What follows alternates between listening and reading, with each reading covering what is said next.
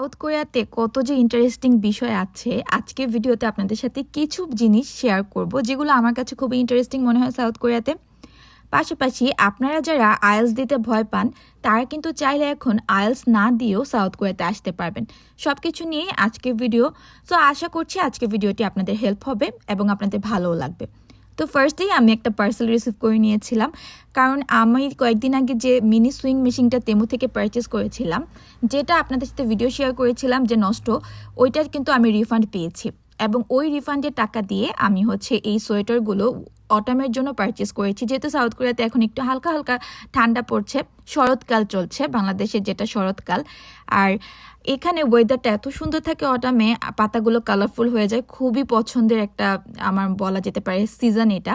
আমি তেমু থেকেও শপিং করেছি, শিন থেকেও শপিং করি, বাট আমার মনে হয় তেমু শিনের যে ড্রেসগুলো বা সোয়েটার সবই কোয়ালিটি একরকম, কিন্তু প্রাইসটা তেমুতে কম। আপনারা যারা শপিং করেন অবশ্যই আপনাদের অপিনিয়ন শেয়ার করবেন। এবং যেটা বলছিলাম যে এখন কিন্তু চাইলে সাউথ কোরিয়াতে আইএলটিএস না দিয়েও আসা যাবে। যে প্রোগ্রামটার নাম হচ্ছে কোরিয়ান ল্যাঙ্গুয়েজ লার্নিং প্রোগ্রাম এবং এটার ভিসা ক্যাটাগরি হচ্ছে D4 ভিসা। আপনি চাইলে কিন্তু সার্চ দিতে পারেন। সো এই ভিসাতেই আপনি সাউথ কোরিয়াতে আসবেন, আপনি ল্যাঙ্গুয়েজ শিখবেন মোস্ট প্রবাবলি 1 বছরের জন্য, এবং এই ভিসাতে আসার পর আপনি 6 মাস পর কাজ করার পারমিশনও পাবেন। এটার একটা অসুবিধা হচ্ছে যে একটু খরচ বেশি হবে, কিন্তু সুবিধাই আমার কাছে মনে হয় বেশি। যেমন এখানে আসার পর কিন্তু কোরিয়ান ল্যাঙ্গুয়েজ আপনাকে শিখতেই হবে। সো আপনি যদি সাউথ কোরিয়াতে এসে 1 বছর টাইম ইনভেস্ট করেন, কিছু টাকা আপনার হয়তো বা বেশি খরচ হবে, কিন্তু আপনার টাইমটা কিন্তু ইউজফুল ভাবেই ইনভেস্ট হচ্ছে। কারণ দেখুন, আমাকে কিন্তু এখনো ল্যাঙ্গুয়েজ শিখতে হচ্ছে। জানি না আমার সাথে এরকম হয় কিনা, আমি যদি আমার ঘরের হাঁড়ি পাতিলের জন্য কিছু কিনতে যাই, সেটাই আমার জন্য অনেক ভালো একটা টাইম। আমি জানি হয়তো বা এই সময়টাই এরকম। এনিওয়ে, দাইসোতে গেলে তো মাথা নষ্ট হয়ে যায়, সব কিছু ইন্টারেস্টিং মনে হয়, কারণ এত কম প্রাইসে পাওয়া যায় কুকারিজ থেকে শুরু করে ঘর সাজানোর জিনিসপত্র। এবং দেখুন, চেয়ার টেবিলের পায়ার জন্য এই সুন্দর সুন্দর কাভারগুলো কে না কিনে থাকতে পারবে। সাউথ কোরিয়াতে এরকম অনেক ইন্টারেস্টিং জিনিস আছে যেগুলো খুবই ইউজফুল আমার মনে হয়।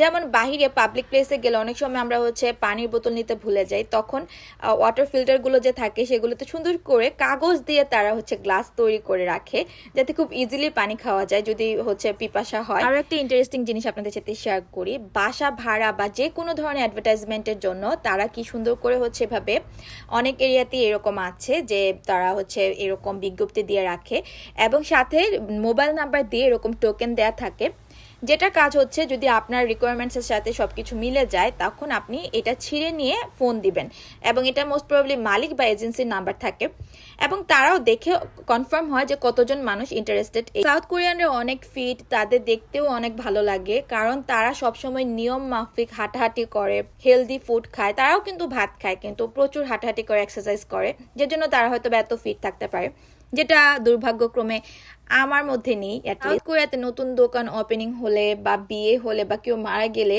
সাধারণত এই স্টাইলে ফুল দিয়ে সাজানো হয়। সত্যি কথা বলতে এটা আমার একদমই ভালো লাগে না দেখতে, কেমন জানি। এবং আপনাদের সাথে অনেক আগে একটা ভিডিও শেয়ার করেছিলাম যেখানে আমি মরিচ গাছ নিয়ে এসেছিলাম, যেখানে লোকটা আমাকে মহিলাটা মরিচ গাছ দিয়েছিল। আমার মনে হচ্ছিল এটা বড় হবে না, কিন্তু দেখুন আমি যে মরিচ গাছটা নিয়ে এসেছিলাম সেটাতে মরিচ হয়েছে। আসলে এভাবেই ভিডিওতে আপনাদেরকে বলার আমার ইচ্ছা ছিল যে দেখুন আমার মরিচ গাছটাতে অনেকগুলো মরিচ হয়েছে। আসলে আমার ইচ্ছা ছিল যে এইভাবেই আপনাদের সাথে বলবো যে দেখুন আমার গাছে কত মরিচ হয়েছে, কিন্তু দুর্ভাগ্যক্রমে আমার যে মরিচ গাছটা সেটাতে পাতা হচ্ছে, ফুল হচ্ছে, কিন্তু ফল আর হচ্ছে না। কেন হচ্ছে না এটা যদি আপনাদের আইডিয়া থাকে, কেন শুধু ফুলই হচ্ছে মরিচ হয় না, তাহলে অবশ্যই কমেন্টস করবেন। আমি কি করেছি জানেন, যেহেতু আমার ইচ্ছা ছিল এটা, আমি সেই ইচ্ছাটা তো এনিওয়ে আমি পূরণ করবই, কারণ আমরা অনেক কিছু স্বপ্ন দেখি, অনেক সময় ওই প্ল্যানিং অনুযায়ী হয় না।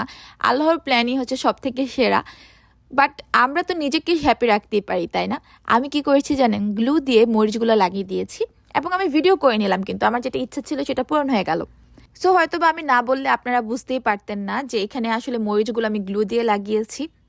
লাইফে এরকম অনেক কিছু আছে যেটা মুখোশ পড়া থাকবে, হয়তো বা আপনি একভাবে তাদেরকে চিন্তা করবেন, কিন্তু তাদের যে প্রকৃত রূপটা সেটা অন্যরকম হবে।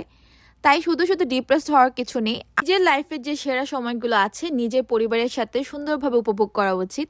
আর নিজেকে খুশি রাখার জন্য যদি এরকম গ্লু দিয়ে মরিচ লাগিয়ে একটু চেষ্টা করা যায়, মন্দ কিছু বলে আমার মনে হয় না। সো সবাই ভালো থাকবেন। আর আজকের ভিডিওটা যদি আপনাদের ভালো লাগে অবশ্যই আপনারা একটা কমেন্ট করবেন আর শেয়ার করবেন। আর আপনাদের যদি কোনো একটা টপিকের উপর সাউথ কোরিয়া সম্পর্কে জানতে ইচ্ছা করে সেটাও আমাকে কমেন্টস করতে পারেন। আমি কিন্তু ডিটেলস ভিডিও পোস্ট করব। আল্লাহ হাফিজ।